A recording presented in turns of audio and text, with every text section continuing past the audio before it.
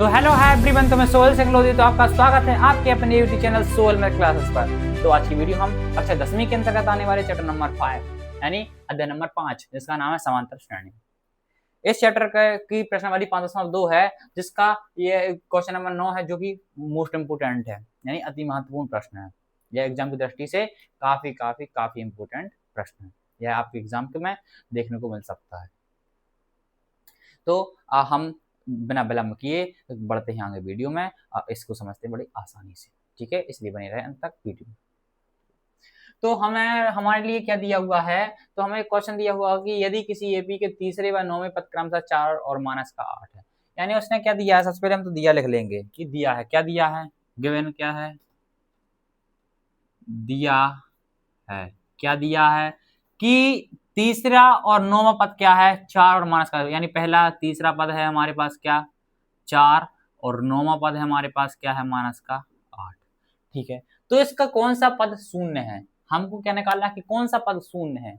तो कौन सा पद, तो हम क्या मान लेते थे पहले कि हमने मान लिया कि n पद शून्य है, मालूम ही नहीं कौन सा पद, तो n का मान निकालते हैं हम फिर उसमें। तो उसके लिए क्या जरूरत पड़ती है हमको, ये पहले पद की जरूरत पड़ती है और हमको सार्वंतर की जरूरत पड़ती है। अब सार्वंतर और ये हम निकालें कैसे, तो हम जो ये दो इन्फॉर्मेशन दी हुई है कि तीसरा पद और चौथा पद, तीसरा पद और नौवां पद, तो इसकी मदद से हम क्या निकाल सकते हैं, ए और डी का मान। ठीक है, तो हम बढ़ते हैं आगे।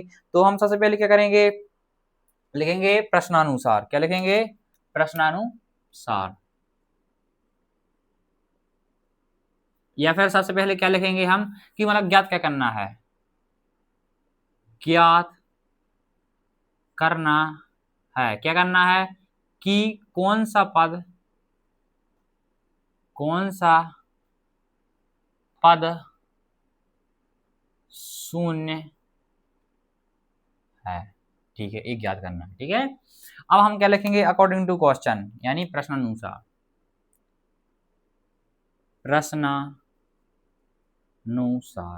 ठीक है, प्रश्नानुसार क्या है, हमको दिया है a3 बराबर 4। a3 को हम कैसे लिख सकते हैं, a प्लस 2d लिख सकते हैं बराबर में 4। अब इसे मान लेंगे हम समीकरण नंबर 1। अब दूसरी चीज हम इसे लिखते हैं, इसे जैसे हमको क्या दिया है, क्या दिया है, हमको दिया है a9 बराबर माइनस का 8। ठीक है, तो a9 को हम कैसे लिख सकते हैं, a9 को हम कैसे लिख सकते हैं, a प्लस 8d। ठीक है, क्या लिख सकते हैं, a प्लस 8d। ये कैसे, मतलब हमने कैसे लिख दिया, ये हमने पिछली वीडियो में समझाया हुआ अच्छे से, तो आप पहले पिछली वाली वीडियो देखें, उसके बाद यहाँ पे आए वीडियो। ठीक है, तो ये है हमारे पास माइनस का 8, इसे मान लेंगे समीकरण नंबर 2।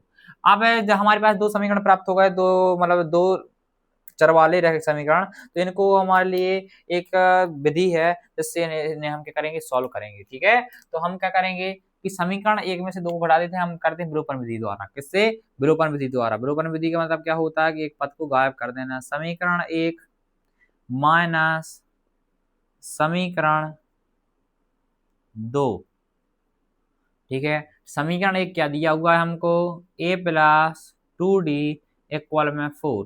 दूसरा समीकरण क्या दिया है, a प्लस 8d इक्वल में माइनस का 8। इसमें क्या होता है विलोपन विधि में कि नीचे वाले समीकरण जो है समीकरण 2, उसके पूरे पदों के चिन्ह हम चेंज कर देते हैं। जैसे a है हमारे पास प्लस का, तो उसे माइनस कर देंगे। यहाँ पे 8 प्लस का है तो हम माइनस का कर देंगे, यहाँ पे 8 माइनस का है तो हम यहाँ पे प्लस का कर देंगे। ठीक है, अब हम क्या करेंगे कि ये माइनस का हो गया तो ये पूरा कट जाएगा, और 2d में से जब माइनस के 8d जाएंगे तो माइनस के 6d बचेंगे। इक्वल में ये प्लस का हो गया तो 8 4 12 हो जाएगा, क्या हो जाएगा 12। डी का मान आ जाएगा 12 बटे माइनस का 6, तो डी का मान आ जाएगा हमारे पास क्या, डी का मान आ जाएगा हमारे पास 6 कम 6 6 दूनी 12, और माइनस की संख्या है बटे में, तो माइनस का आंसर आएगा।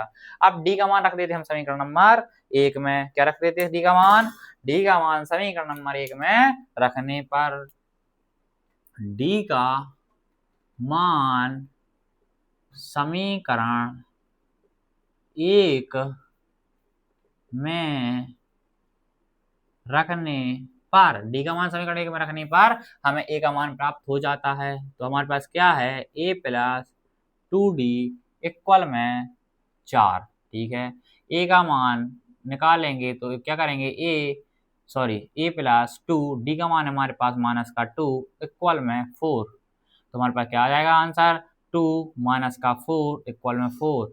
यहाँ पे क्या आएगा, ए बराबर 4 माइनस का नहीं प्लस का 4, ए का मान आ जाएगा हमारे पास 10। अब हमारे पास ए और डी के मान प्राप्त हो चुके हैं। तो अब हम क्या करेंगे, अब हम जानेंगे कि भैया कौन सा पद शून्य है। तो हमने मान लिया, सबसे पहले तो यहाँ लिख देंगे माना, सबसे पहले माना लिखते हैं, माना एनवा पद शून्य है। ठीक है, माना लिख लेंगे। ठीक है, तो हमने माना है कि एनवा पद शून्य है। ठीक है, तो अब क्या करेंगे, अब ए एन बराबर ए प्लस एन पद क्या है, शून्य, ए एन बराबर 0 है। ठीक है, और ए का मान है हमारे पास 10 और डी का मान है हमारे पास माइनस का 2। अब इनको हम रख देंगे सूत्र में। सूत्र क्या है हमारे पास, ए एन बराबर ए प्लस एन माइनस 1 इंटू में डी। हाँ भैया, अब क्या करेंगे हम, अब क्या करेंगे, इसमें हम मान रख देंगे, हम ए एन का मान 0 रख देंगे और ए का मान हमारे पास ए का मान है 8 प्लस एन का मान है हमारे पास कुछ नहीं, एन का मान हमको निकालना है कि कौन सा पद शून्य है। यहाँ पे तो हमने ए एन वर्क किया था, कोई है अंतिम पद कोई एन लिखते हैं। ठीक है, तो क्या है, डी का मान हमारे पास माइनस का 2 है। और भैया ए प्लस से इस साइड माइनस में आ जाएगा, माइनस का 8 हो जाएगा। यहाँ पे एन माइनस 1 है, एन माइनस 1 है और यहाँ पे इंटू में माइनस का 2 है, माइनस का 2 यहाँ पे इंटू में है, इस साइड का में आ जाएगा डिवाइड में यानी भाग में आ जाएगा। तो माइनस से माइनस कैंसिल हो जाएगा, 2 एकम 2, 2 चौके 8 हो जाएंगे। ठीक है, यहाँ पे एन माइनस 1 है, यहाँ पे एन माइनस 1 है, ये 1 काय में आ जाएगा भैया, प्लस में आ जाएगा। तो 4 प्लस 1 हो जाएगा, यानी एन का मान आ जाएगा हमारे पास क्या, 5। यानी इस एक जो एपी है जिसका तीसरा पद 4 है और जो 9वां पद माइनस का 8 है, तो उस एपी का जो 5वां पद है वो क्या है, शून्य है। हमको यही ज्ञात करना था कि भैया यदि किसी एपी के तीसरे और 9वें पद 4 और 8 हैं तो माइनस 8 है, तो कौन सा पद शून्य है। तो हमने बता दिया भैया, जो 5वां पद है वह कैसा है, शून्य है। तो आई होप आपको बहुत अच्छे से क्लियर हुआ होगा।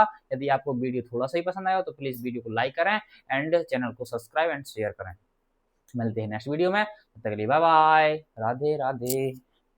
Thank you for watching.